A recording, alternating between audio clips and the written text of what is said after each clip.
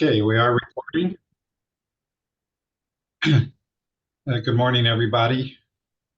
We have anybody new joining us this morning besides Chris, who we're going to hear from a little bit later? I think the rest of you have been here. So anyway, good morning. Whoops, do this. All righty. So first of all, I want to thank our sponsors again, Care First Health Plan, Karen Ziegler Consulting Services, Valley Telecom Group, Khajiit, and Triad. And Karen, you want to tell people who you are? I mean, most people know you, but just a little bit about the services you guys you've been providing for a long, long time. Yeah, sure, Steve. Yeah, I think everybody pretty much knows me. I'm retired from the state of Arizona and have a long history in public safety and public safety communications. Started the Rural Broadband Initiative under ADOA with the help of all of this team, and AZBSN, I think, was outshoot of some of the work we did back then. So now just provide consulting services to rural communities for broadband infrastructure development, grant writing, grant post-award management. And I'm a retired CFO, so I do provide financial services to some of the other rural communities in Arizona as well. Great. Karen's been a longtime partner and, of course, has been a great supporter and sponsor. So, Karen, as always, we appreciate your friendship, participation, and support. Thank you. Karen, and one of the things that one of the results of that plan that you spearheaded was the setting up of the broadband office. Kudos to you. Thank you, Mala. Yes, I always say, the work we did back then was, and, I know Steve and Mark Goldstein and all of the other team, they were there way before me. But we did all this with no money. And so now there's all this kind of money here. So it's just a very different environment today than it was back then. Yeah. There's more money for everything from planning to actual implementation. Mm-hmm. Yeah, world has changed a lot since then. Okay, we're going to move on today, and we're going to have a little bit of a different meeting today. The folks from the broadband office team are not available this morning. As I mentioned earlier, they have another meeting that they're all attending, so they will not be joining us today. But we'll be hearing from someone else here in just a minute. But just a couple of quick things regarding the broadband office. One is that they have released a broadband office RFQ looking for broadband and digital equity consulting and management services. If you're interested, they do have an RFQ. I put the link here and on this webpage in my email that I sent out, and we'll also put it in the chat. Mark, do you want to comment on that at all? Sure. This is the second time that ACA has solicited. Last time was really more for larger firms to do mapping and other elements of the grant process. This is more a general call for what I view as a team of consultants that they can draw on in the I imagine next 2 years as BEAD applications are invited and evaluated and other elements of the program are managed. So I am putting a link in the chat. You have to request, there's a form from that link that you request a copy of the RFQ. So questions due by March 14th and applications by April 1st. Okay, thank you, Mark. So a couple of other quick things about ACA. They are holding challenge process and broadband office hours. And again, the link to that information is in my email. And again, I just want to remind you that a lot of the things that we talk about today, events and things that are happening, I try to include all of those in my newsletter. so that you can find the links, the times, the locations, contact information, and all of that kind of good stuff. So just a reminder, makes it a lot easier than trying to track it through the chat. Okay, moving on. So I don't believe Nicole is here this morning. I think, I'm Steve, sorry. I think Nicole is out this week. But I was just going to ask you, I absolutely love the way you lay everything out and all the different, meetings, but can you add the, oh, you do have it there. Wonderful. I was going to ask if you can add the Broadband Advisory Council group meetings. You have it. Thank you. I do have it. And again, and I'll get to that in just a second. But I do want to introduce, we're fortunate the ATIC board meeting yesterday, Chris Vicente, who's the NTIA Tribal Broadband Connectivity Programs specialist, was at that meeting, and I invited him to be here today to tell us about who he is and what he does and what's happening in terms of the Tribal Broadband Connectivity Program. So with that, Chris, I'm going to turn it over to you. If you need to share anything, I'd be glad to stop sharing. Oh, no, you're fine. I can actually provide everything verbally. Thank you so much for the invitation, Steve. You bet. Good morning, everyone. My name is Christopher Vicente, Federal Program Officer / Broadband Program Specialist with the Tribal Broadband Connectivity Program here at NTIA. Been with the program for just close to 3 years now, and have been supporting them in multiple ways. One of the things I'm also part of within the team is also a part of the mapping team. So with that, just wanted to just kind of provide everyone with a brief update with where we're at and what's going on within the Tribal Broadband Connectivity Program. So with that, we have actually completed round 1 awards towards the end of last year. State of Arizona has 22 tribes. Of that, 13 tribes have been awarded, which roughly came out to a total of over $10 million that has been provided. I'm sorry. Wait, no. I'm forgetting my number off the top of my head. Over 100 million has been allocated to the state of Arizona. Just a little bit different. $13. I was like, yeah, apologies. And then, of course, one of the things I just wanted to share with everyone is that currently we're in the application window for round 2, because there's going to be a second round of funding for the Tribal Broadband Connectivity Program. The original application was the application window was set to close in the month of January, but because of the way ACP has been, the news with ACP, there was an extension granted for the application window from January to next week, Friday, March 22nd. So we're hoping folks that didn't think about, we didn't know that the ACP was going to be ending, or it would possibly be sunsetting as early as April. So of course we wanted to provide an opportunity for folks to apply for broadband use and adoption funding to help maybe cover and subsidize some of the monthly recurring cost with the Tribal Broadband Connectivity Program, because there is 7 different layers of prioritization, and the second one on the list is actually use and adoption, which also includes subsidy for a monthly recurring cost.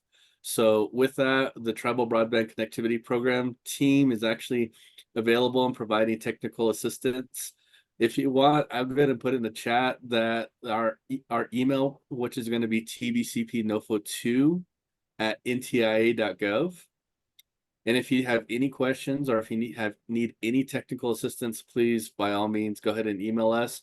We have a turnaround time within less than half a day to try and get you a response. And if it does require technical assistance, we try and get those knocked out within 2 days.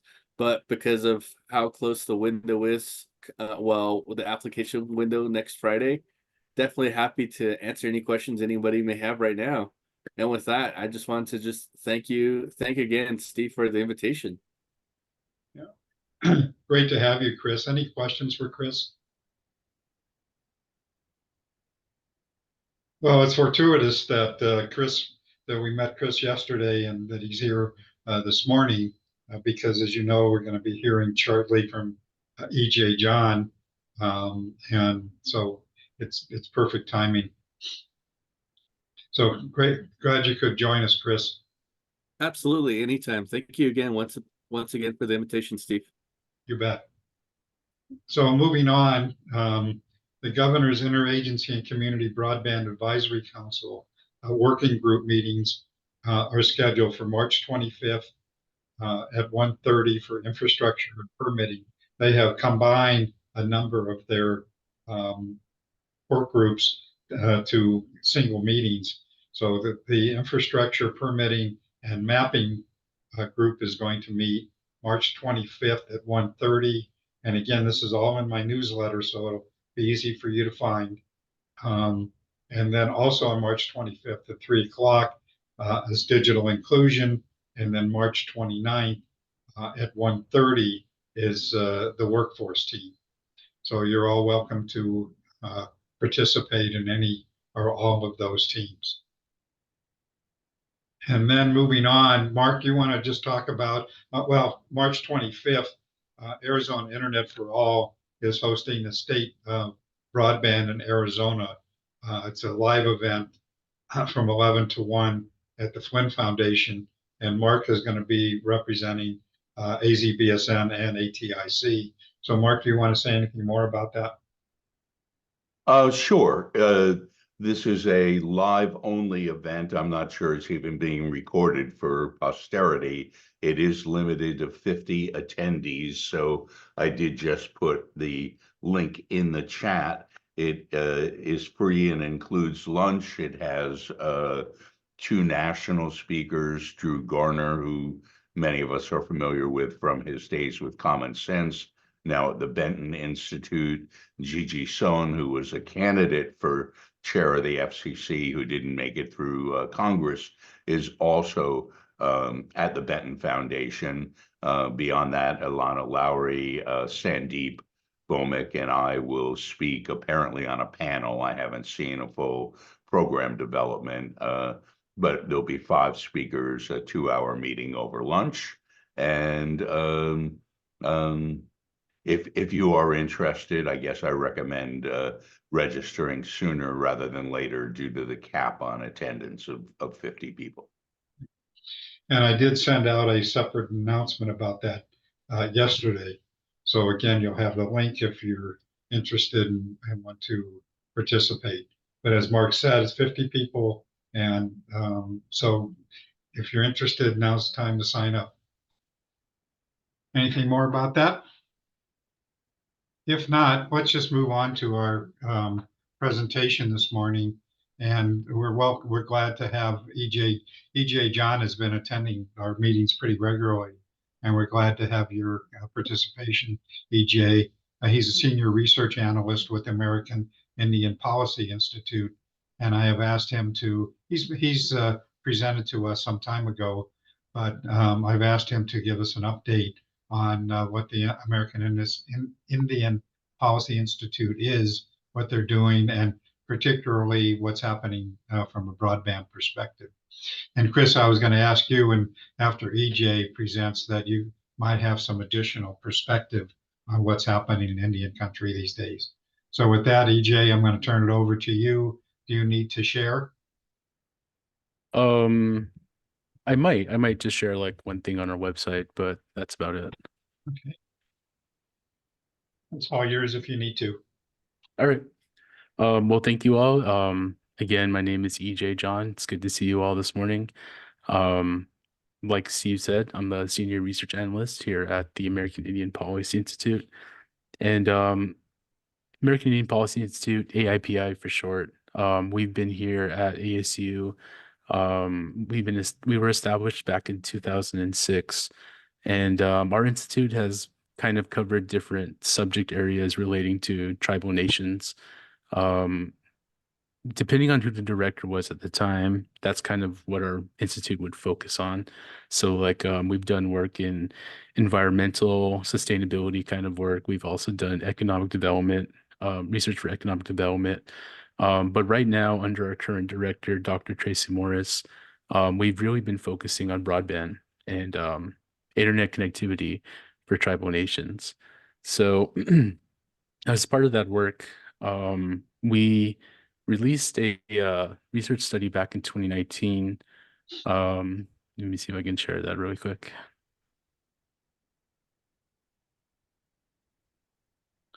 And are you all able to see that? Yes. Okay. So this is on our website, aipi.asu.edu. I'll put the link in the chat a little later on. But this is a quick summary about a study that we did in 2019 that was based on a survey of ASU students who were from tribal communities. And we asked them about their internet situations, asked them about how they primarily access the internet, what kind of devices they use, and things like that. So generally from our study, we found that, let's see if I can click on this. Okay. Here's some of the big stats that we got from this study. We saw that 18% of the students that we talked to had no internet access at home.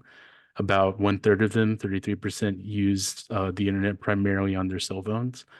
And 49% of them used a land-based internet provider, out of the ones who did have service at home, of course.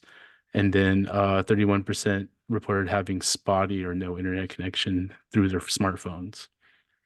So I think because a lot of tribal communities are so rural and just kind of so far away from fiber middle mile and things like that, there's always been connectivity issues in Indian country. And so this is what we found in 2019. And this is a study that we conducted not knowing that, the pandemic would hit a couple months afterwards after this. So once the pandemic hit, there was a real focus on tribal or just internet connectivity in general for all communities. So our study became a big part of getting a baseline of the needs of Indian country at that time. And that kind of really accelerated our work here at AIPI to really start focusing on broadband. And I think that's when we really kind of became it's one of the experts, at least, for tribal broadband connectivity. So that's just a little bit of background in our current broadband work.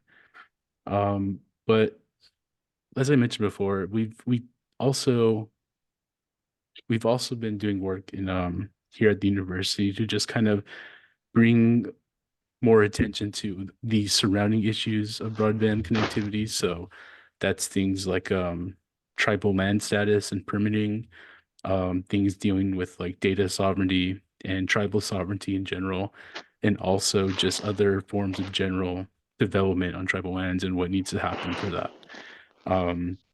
We recently moved here at ASU to the Sandra Day O'Connor School of Law, and with the School of Law, we're hoping to focus more on that data sovereignty part of tribal broadband to really focus on how tribes can implement the new networks that they're building right now, to start developing policies to reflect their values and what they want to see out of these new technologies and the new connections coming to their communities. So that's really exciting. And we're getting ready to enter into some collaborations with the law school here at ASU and with some other tribal organizations such as the National Congress of American Indians, to put out some more research and more work in those areas. So we're really looking forward to that. But besides that, I think generally across Indian country, of course, I can't really speak on behalf of individual tribes and what they're working on, but I think just generally, I can say that everyone is really working hard to implement funding that they've been awarded over the past couple of years, in the process of carrying out their tribal, like Mr. Vicente talked about, the tribal broadband connectivity program, just following the grant obligations that come with that and the billing obligations that come with that. Some tribes are getting ready to apply for the second round of that grant. Tribes are also preparing to apply to the newest round of reconnect funding. And Reconnect funding is a great resource because it's something that benefits rural areas, which a lot of our tribal communities are located in. And another thing that a lot of tribes are dealing with is ACP. The ACP, of course, helps a lot of individual tribal members connect to the internet and to afford internet. But it also had kind of this secondary benefit where it helped sustain a lot of the smaller tribally owned networks because small tribal ISPs were able to sign up their community members to receive internet and also get some of that ACP money back to help go towards their networks. So it's not only are people losing their connection, but it may also affect some of our tribal ISPs as well, the loss of the ACP. So that's something that tribes are thinking about how they're going to address, how they're going to continue to keep people signed up and keep internet affordable.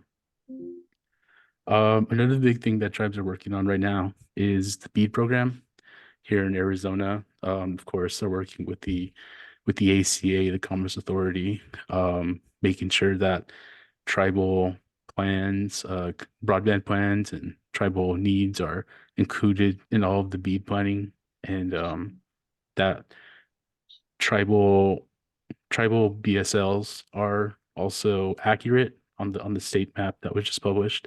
So once that challenge process opens up tomorrow, I think tribes will be some of the organizations who are going to take a look at that and review and make sure that all of those BSLs are accurate in their areas, as well as the community anchor institutions, just to make sure that those are all accurate too. So yeah, that's kind of the general overview. I think that tribes are running into a lot of the same issues that non-tribal communities are running into. Things like pricing for materials, looking for broadband technicians, people who not only work on the infrastructure, but setting up like the broadband offices or setting up what you need to establish an ISP, or even just producing some of the basic government rules and regulations that you might need to start up that small tribal network. So that's not just something here in Arizona, but it's something nationwide that tribes across the country are now working through and making sure that they get those things up and running to keep up with the funding awards that they might have gotten. And if they didn't get funding, tribes are still looking to figure out how they can fully fund projects that are out there to make sure that they're able to take advantage of all the broadband opportunities that are around right now. So so that's a quick update. I can take any questions, or if you have any more Chris, do things you want to wanna stop see. sharing, Oh, yeah, sure. please? Okay. Any questions? Chris, are you still here? You may be gone. On the numbers that from the ASU study in 2019, has there been conversations on having it again since post-COVID? Because those numbers were pre-COVID, so I'm just curious on how they were impacted during COVID because they were not even in school to not have access, and how that impacted their education. Yeah. So from our end here at AIPA, we are talking about doing a follow-up study to our 2019 report. We just haven't figured out the best time or haven't gotten the resources to carry it out on the scale that we want to carry it out. So we do want to do it. We just hope that we can do it fairly soon, just trying to work through everything that's needed for that. But we did see, I think last year, the GAO put out their own report on tribal broadband. And in their report, they looked at some data from the FTC and some of the early data coming out of NTIA and stuff like that. And they found that the numbers were still kind of the same. It was still around that like 30% internet connectivity rate among tribal communities. They found that like phones were still kind of the primary way people access internet in tribal communities. So just based on what the GAO found last year, those numbers seem like they're still kind of the same.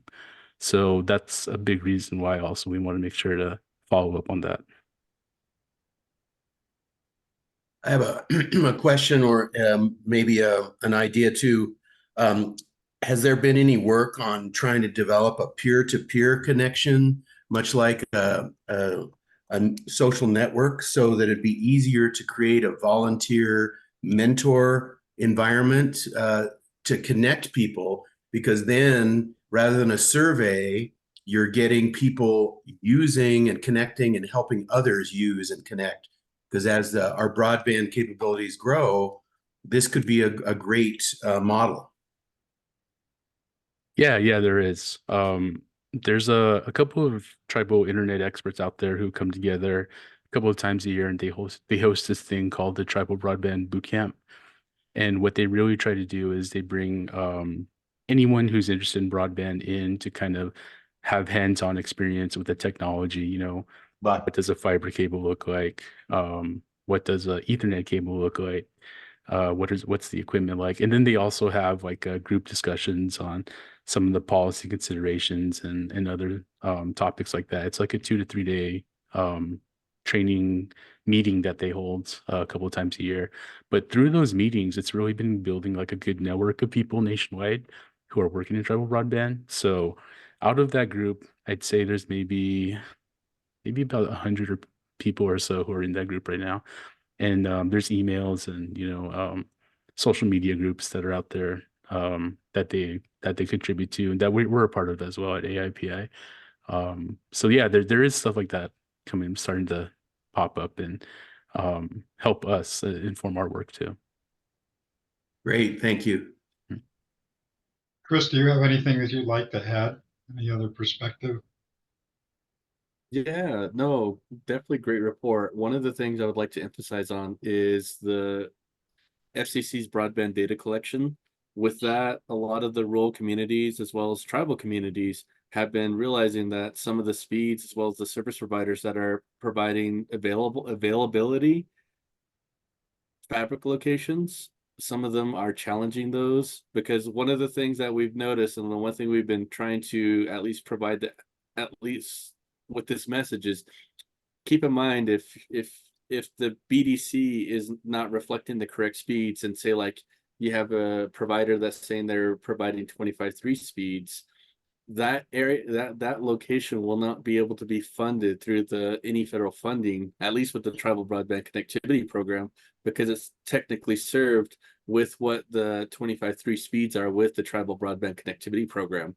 But if, for instance, if that broadband service location is missing from the map, again, that's one thing that we're encouraging everyone to start just double checking, is making sure all the locations are there. So for instance, if you're being served by 25.3 now and you wanted to pursue something like BEAD, which is their qualifying speeds is 100 by 20, then again, just need to be sure that the BDC is actually correctly defining what current speeds are available at those locations. And then supply chain issues was definitely another hot topic. And the other topic that's on a lot of top of minds right now is cybersecurity. So those three are definitely hot topics right now. Yeah, cybersecurity especially.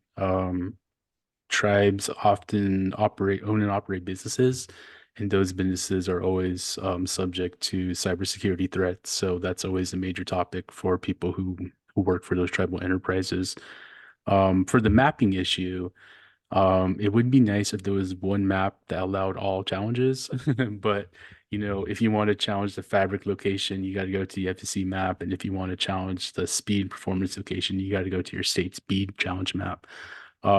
What I really like about what ACA is doing is that they've said that they're saving all of their challenge correspondence.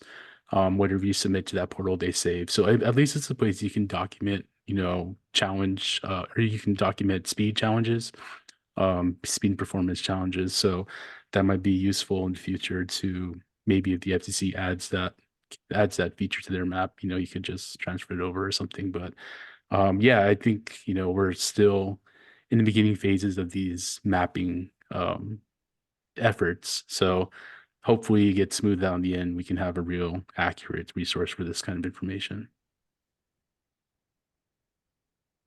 Other questions for EJ or Chris?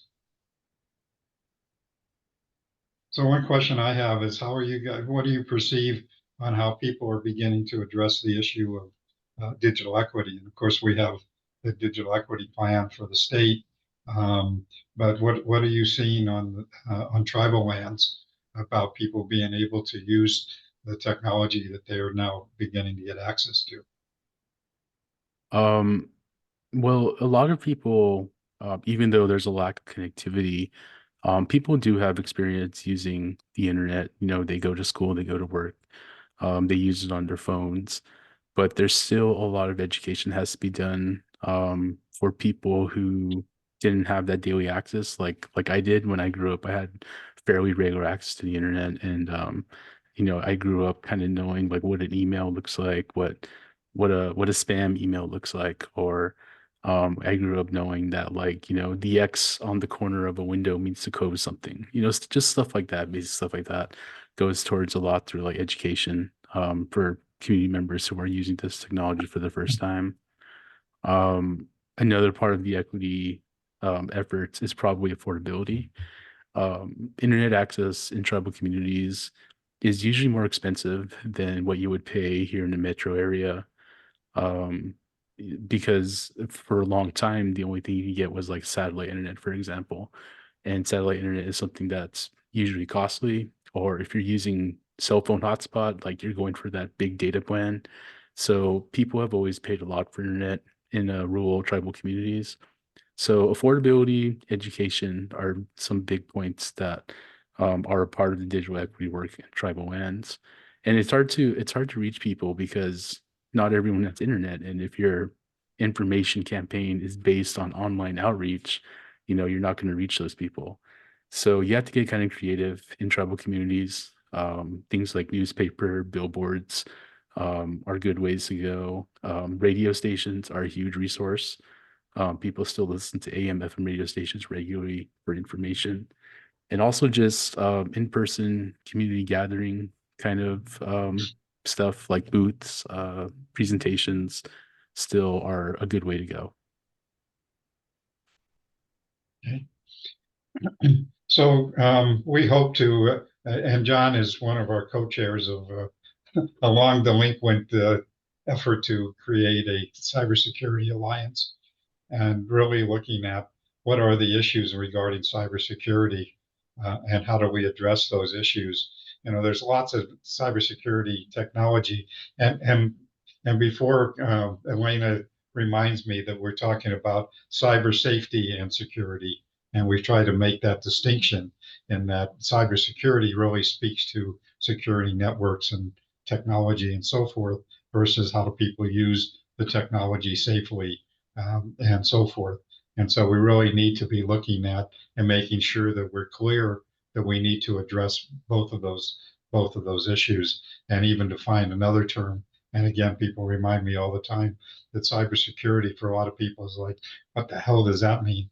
But the challenge, so I guess part of my question is we hopefully get cranking on this cybersecurity group here, that that if you have any thoughts about, so how do we, so the big challenge of what I think we're going to be looking at is what's the strategy for how we're going to provide cybersecurity? So, you know, if we're signing up people, do we provide cybersecurity at that time? ISPs, and what are they doing?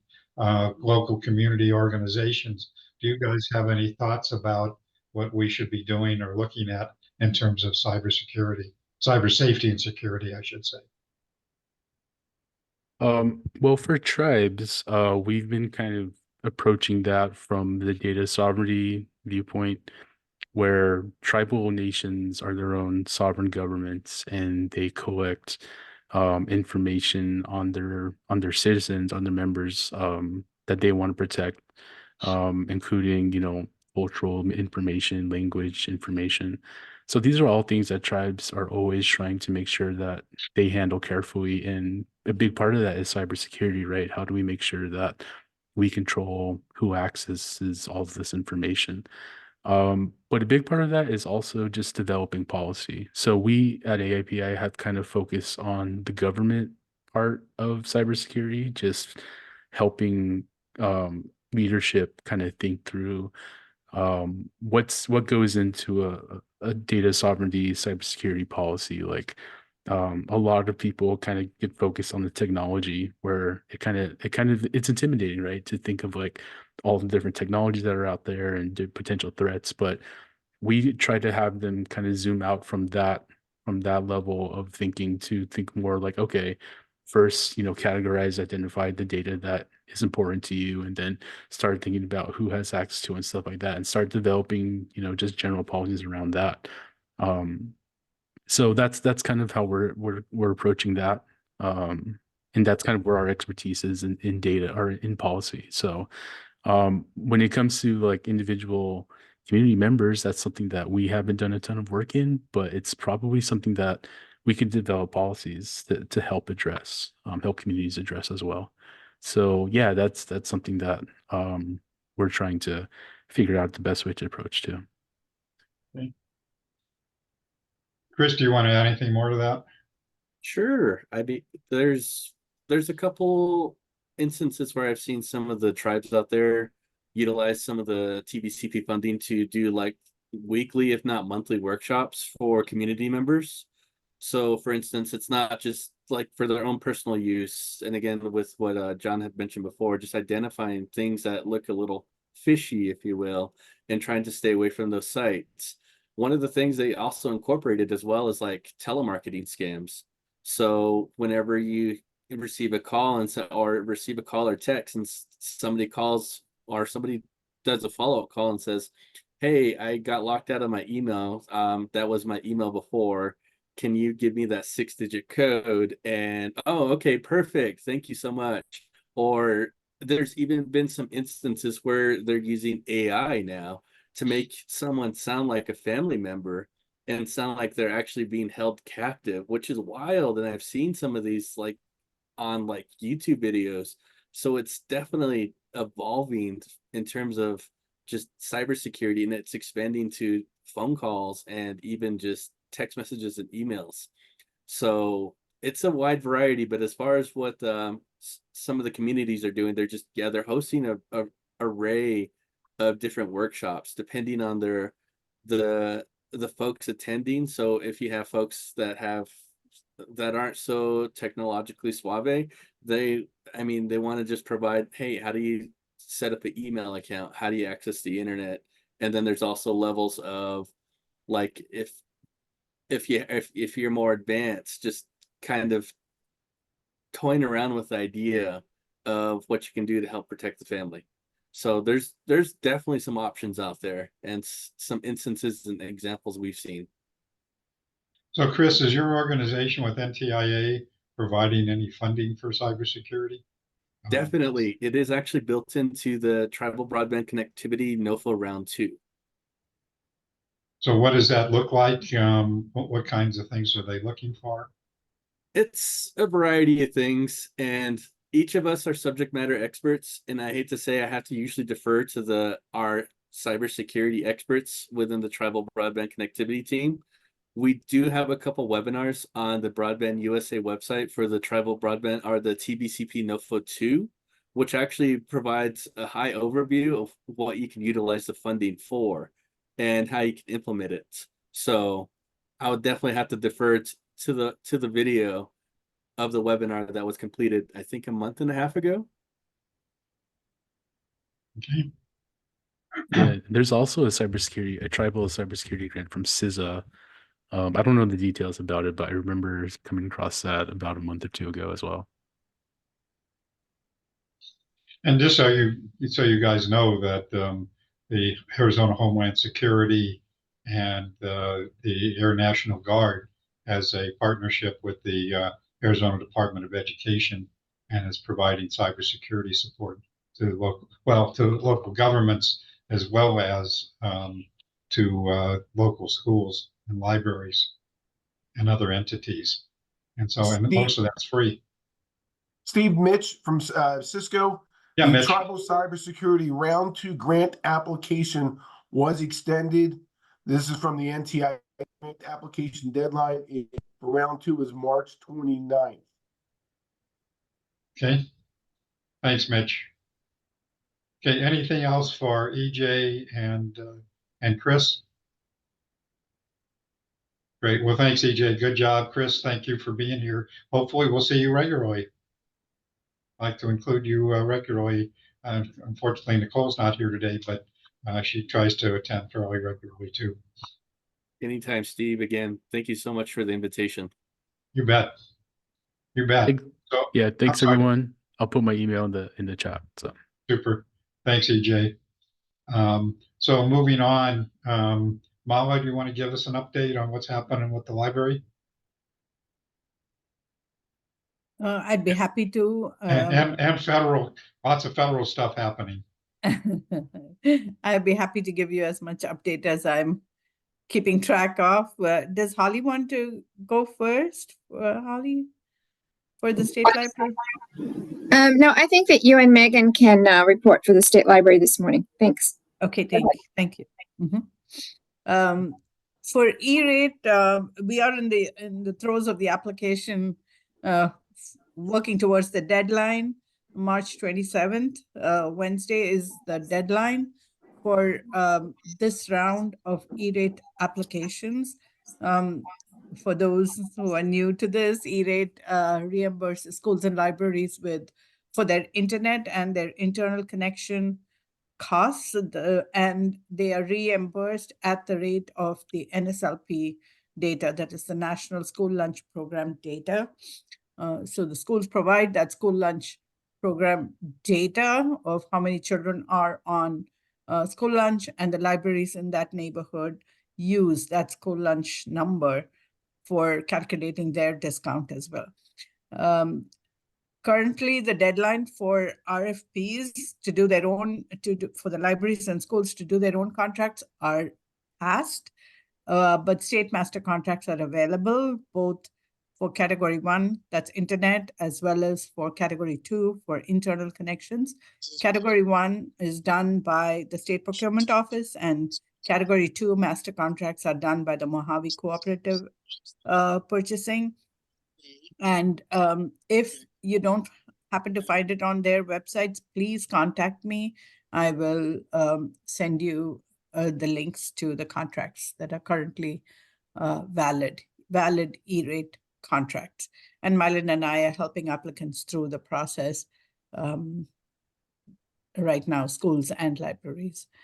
E-rate reimburses almost 85 million a year. We apply for about 105 million every year, and based on the NSLP, our reimbursements are about 85 million. We're also working on the special project, the Navajo Nation Chapter House Library sites, having fiber installed. This has been going on for the last 3 to 4 years, and the challenges include permitting and pole stability and issues like that. They have completed fiber installation in almost 15 of those chapter houses right now. The rest are in the process of having it done. It's a slow process, but it is it's ongoing.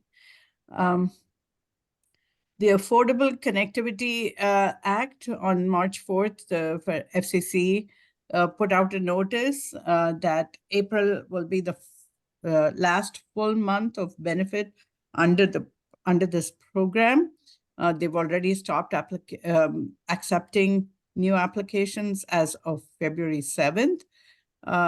We have more than 522,000 households in Arizona who are on the program and who are likely to be jeopardized if this doesn't continue. There is, of course, a lot of noise at the federal level to try to continue the program, but even if they do, which at this stage seems highly remote, but even if it does happen, there will be a gap that in the reimbursement timeline, which means at least for a couple of months, these households will have to pay their full internet costs or forego it. Don't know which is going to happen first, but that's what is likely to happen. And we'll wait to see, watch how this progresses. But the good news is that there has been about 191 co-sponsors for the extension, and I'll put that in the chat once I'm done talking. It's HR 6929. That's the bill, and let's wait and watch what happens. Of course, the usual things that people are talking about is that this will undermine the BEAD program, the $42.5 billion BEAD program. Many of those will be supported by the ACP household, many of which are going to support the ACP households to continue their recurring internet costs. There's no point in getting internet to the door if they can't pay for it to continue it. And many of the FCC outreach grants, 240 of them, are also can't be continued unless this program continues. Service providers also are going to be affected by it. So let's wait and watch and see how it goes. In the meanwhile, the Universal Service Funds update, Senator Cruz has put forth an 8-page blueprint for USF and how it needs to be reformed. And that, of course, includes some things like avoiding duplication between programs like the Lifeline and the hotspot lending program, because some of the Lifeline customers are also getting hotspots through their schools, and that is a duplication, according to Senator Cruz. So of course, the counter argument is that there are so many people within a family that needs internet access. It slows it down. Lifeline is really not meant to support homework help. It's meant to do what it says. It's Lifeline, for any emergencies and things like that. So again, that's one of the arguments that Senator Cruz has put forward. He also wants to stop subsidizing legal telephone companies, which have been in existence for legacy telephone companies, which have been there for a long, long time and who have recovered all of their costs so far. But again, that is one more argument. And he wants us to target low-income groups who are not adopting internet so far, rather than target households that are augmenting the internet that they already have. So those are kinds of the arguments that are on that blueprint for USF. Shelby has already, almost a year ago, put out a research study called on USF reforms, called US Forward. Again, I'll put that link also in the chat once I'm done talking. You might just tell people who Shelby is. Shelby is the Schools Health Library Broadband. It's a coalition. It is a member-based, member-driven organization with almost, I want to say 400 members right now from all of the stakeholders for broadband, which includes schools, libraries, health. It also includes service providers. In that group, there's a lot of work that Shelby is doing at a national level. And, it does have a lot of influence on what's happening with FCC and with USAC.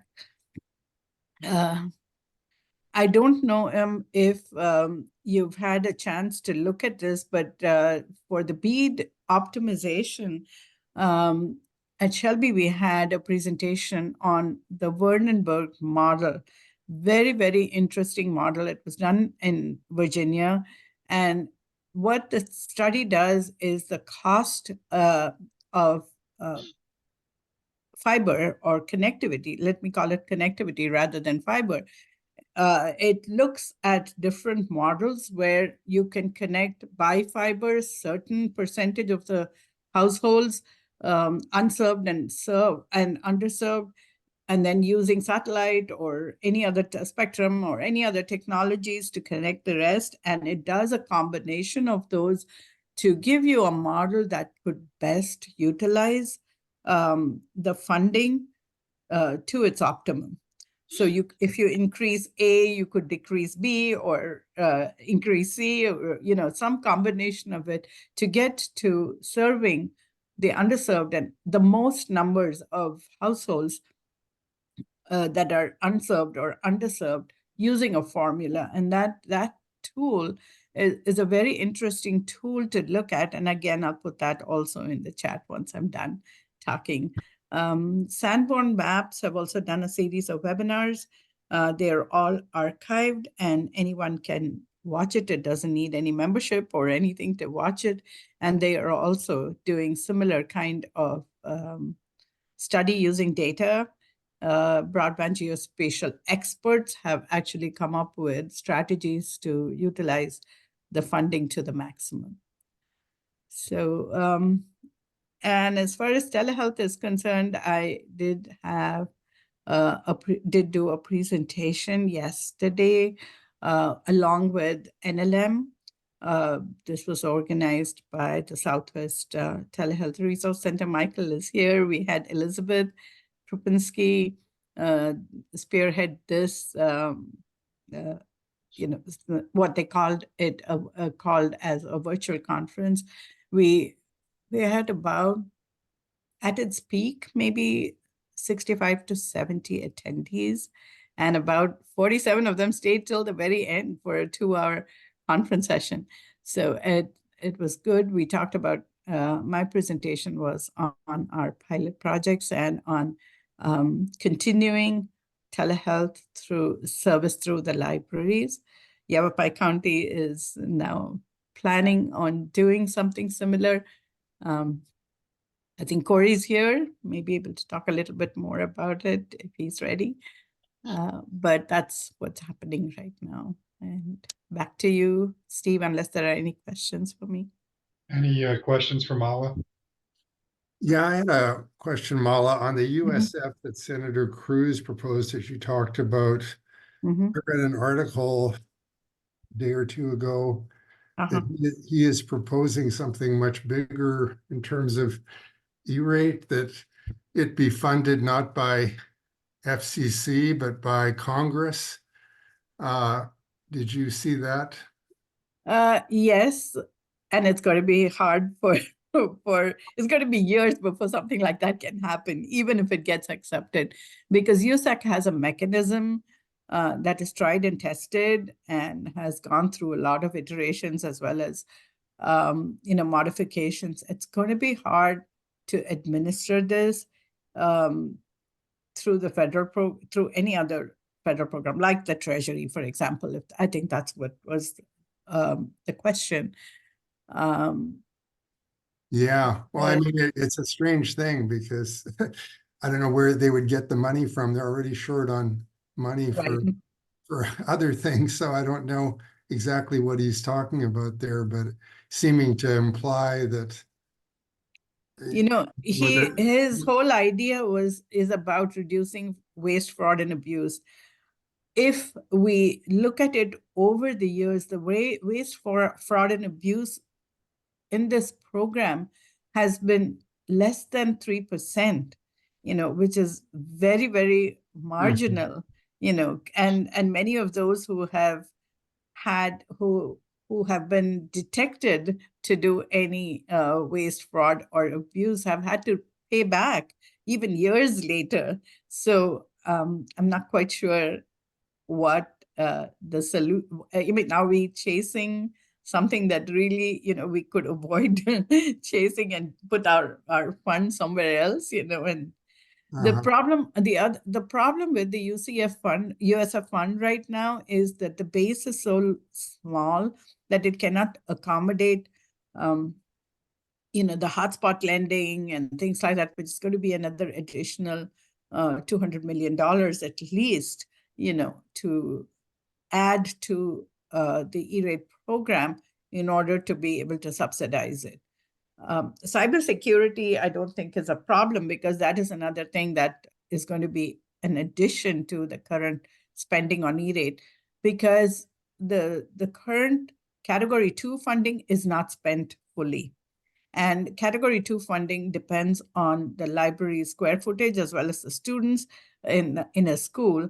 And the amount that is available, that is unspent and left on the table, could easily be utilized for cybersecurity. And it's a budget gap for each organization. So they're not spending anyone else's money.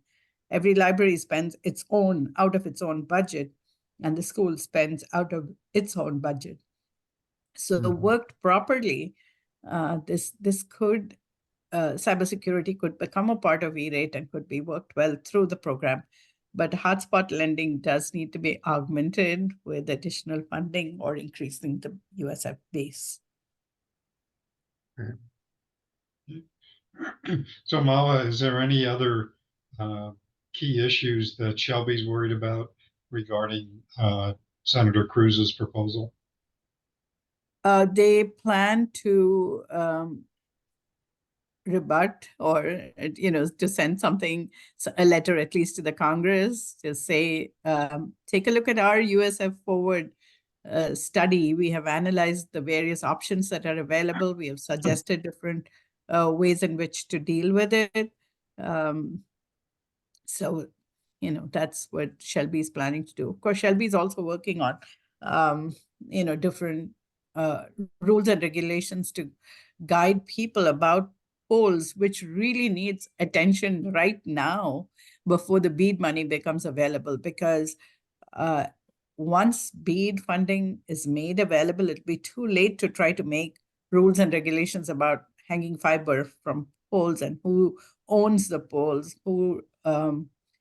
whose job it is to make sure that the poles can withstand the fiber, because in most cases, digging is not a cost-effective option.